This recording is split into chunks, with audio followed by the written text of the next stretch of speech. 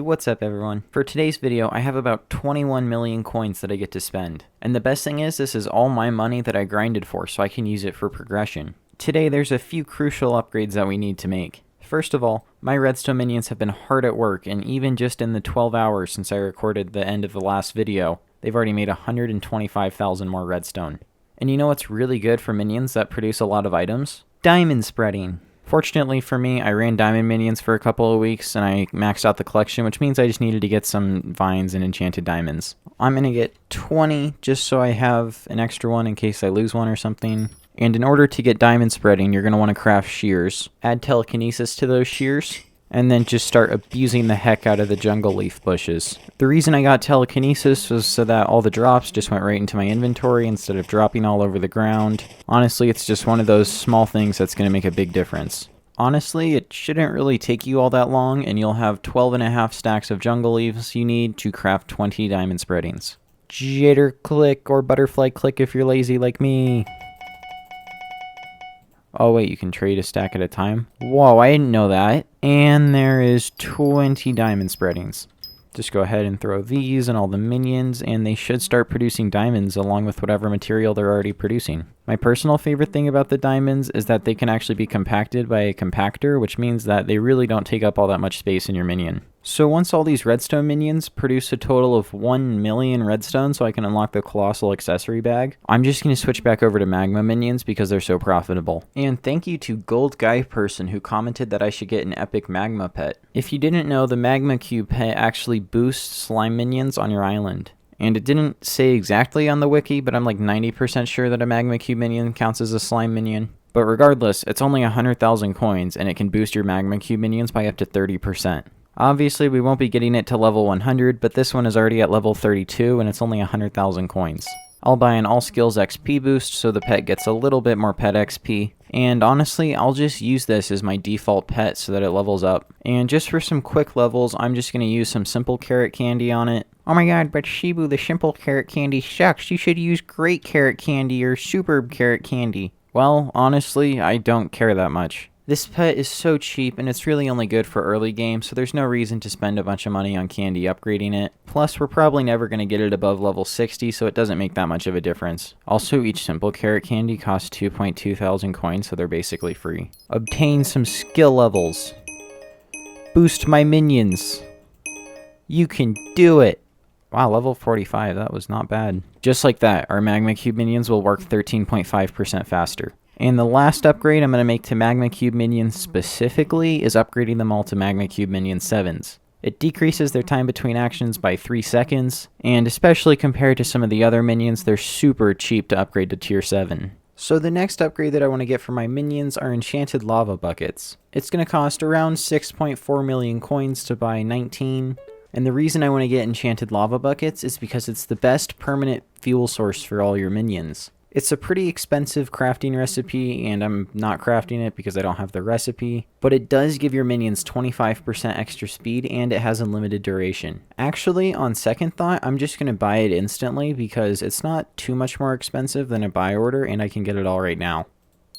So 6.65 million coins for 19 enchanted lava buckets, not too bad. So before, our minions have 25 seconds between actions, and after the enchanted lava bucket, they have 20 seconds, so it's a really good improvement. Oh my god, but Shibu, you should buy super compactors. Honestly, if I'm going to be using magma cube minions, I really don't need a super compactor. Because if you think about it, the magma cube minions are just spawning the magmas, and then they die and they go into storage chests. So there's no reason for super compactors. In fact, it would just be a waste of money. Eventually, I will definitely get them, but for now, I don't think it's worth it. My biggest issue with this profile is that I'm still an Endernon using an aspect of the end. The good news is I have more than enough money to afford strong dragon armor. And I also have plenty of money to afford an aspect of the dragons, and wow, look at this deal. 4 million coins for a maxed out aspect of the dragons. The only issue with this sword is, oh damn it, I'm looking for a good deal on an enchanted sword with hot potato books, and wow, people are really bad at enchanting. This one only has 6 enchantments and 6 anvil uses. I don't know what these people were doing. This sword has Bane of Arthropods. This sword has Fire Aspect. This one has Knockback. And this sword looks like some 3-year-old put it in the enchantment table.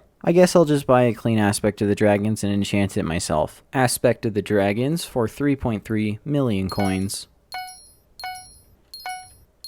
and a full set of strong dragon armor for just over 3.2 million coins. I don't know why everything is so cheap. When I got my first set of strong dragon armor with an aspect of the dragons, it was like 15 million coins. It's really boring to watch people get books to enchant, so I'm just going to go ahead and get the maxed books to enchant and then show you that instead of the whole process. So I just realized in order to get growth on all of my armor pieces, I need Dark Oak Wood Collection 7, which is 10,000 Dark Oak Wood. The reason I want to add a book to my armor instead of putting it in the enchanting table is because if you put armor in the enchanting table and get growth, it almost always gets thorns. And while thorns isn't the worst enchantment you could put on your armor, it is really annoying. Because sometimes you'll hit the monster, and then they'll hit you, and they'll take damage, and then you try to hit them again, but they're already taking damage, so they can't take damage again. It's really confusing, but generally you don't want to put thorns on higher tier armor sets. Oh my god, but Shibu, you put thorns on your ender armor. Yeah, it's ender armor. So I'm going to drink this haste potion, start mining some wood, and then go cry in the corner for 15 minutes.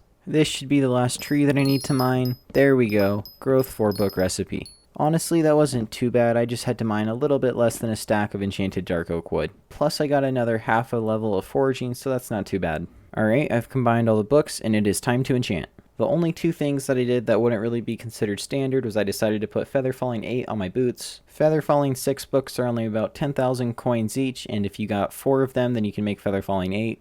And the reason I just didn't get Feather Falling 10 is because not only is it 4 times as expensive in coins, but it would also be like 400 levels to add to your boots. That's an exaggeration, but it's probably like 150 or 200. And the second thing I did was, as you can see, this book is pretty standard. It has most of the enchants and it has 4 anvil uses, but this book only has 4 enchants. So why is that? Well, basically you'll notice that all 4 of these enchants are super expensive enchants. Like Thunderlord costs 24 levels to add 2 Thunderlord 4 books together, and Enderslayer costs, I think it was 16 to add 2 Enderslayer 4 books. So basically these books are going to cost somewhere around the same price to add to the sword. For the other 3 armor pieces though, I'm just going to be a normal person and add growth 5 and protection 5. And the last book that we need to add to our sword, oh boy, please tell me 29 enchanting bottles gets me there. No. Okay, this is going to be pretty expensive. There we go. Fully enchanted aspect of the dragons, and I leveled up enchanting. Nice. I have a base crit chance of 57, and just for simplicity, I'm going to call it a base crit chance of 60. And when we drink a critical 3 potion, that'll go up to 80. So in reality, we're only going to need 20% extra crit chance to have 100%, which means that we can actually reforge this sword to spicy. And as far as armor goes, I think fierce is actually a really good reforge because it gives you some strength, some crit chance, and also some crit damage. Of course, we're going to add telekinesis to the sword. And honestly, I still have plenty of money, so I think I'm going to add hot potato books to my aspect of the dragons. If you're struggling like me to buy some items because the volatile market doesn't let you, go to the item you want to buy, look at sell offers, and then you're basically just going to create a buy order for a reasonable price. So I see that if I create a buy order for 74,780, I will definitely be getting 10 hot potato books. So I go create a buy order, I get my 10 hot potato books, and then my price is going to be 74,780, and then you enter that, and then just like that, you can see that you get your items. I honestly have no idea why buy it now doesn't always work, but sometimes if it's just so glitchy that you can't get your items, just try doing that and it'll work. And there is our maxed out sword. Solely for the damage test, I'm going to switch to the Enderman pet so that we have more crit damage. Of course, we're going to drink potions, Spirit 3, Strength 5, and Critical 3. With the aspect of the end and Ender armor, we deal a total of 15,168 damage. So we're going to switch out the Ender armor for Strong Dragon armor. And now we deal 38,700 damage. You know, I'm no math genius, but that seems like quite the improvement to me.